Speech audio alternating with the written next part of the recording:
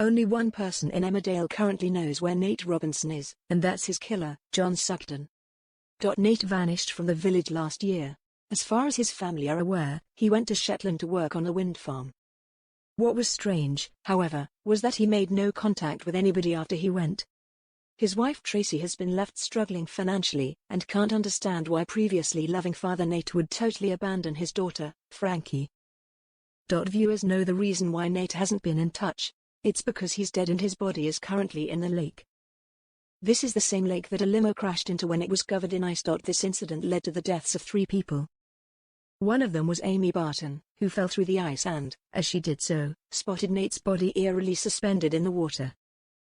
Tragically, Amy died before she was able to tell anyone what she saw, so Nate's death has remained a secret.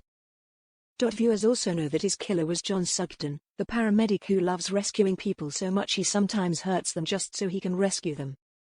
In Nate's case, John was genuinely trying to save his life but accidentally killed him, and dumped his body in the lake. The worst-case scenario for John is for the lake to be dredged, but that's exactly what happens in upcoming episodes. This follows John's own attempt to get back at Mackenzie by staging an accident with a slurry pump on Butler's farm. The slurry enters the water supply, and the lake has to be dredged as a result. He feels terrible about that, but when there's the revelation that the whole thing has got to be drained and dredged, it's the worst thing that could happen, when he's meant to be getting married, Oliver Farnworth said. There's a lot of sleepless nights for him.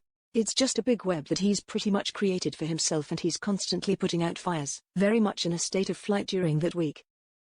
As John nervously contemplates whether to flee from the village or stay put for Aaron's sake, it seems inevitable that the people dredging the lake are going to make the very grim discovery that there's a dead body in the water. And when Nate's body is found, there'll be a lot of people, perhaps most notably Nate's dad Kane Dingle, will stop at nothing to find out who killed him.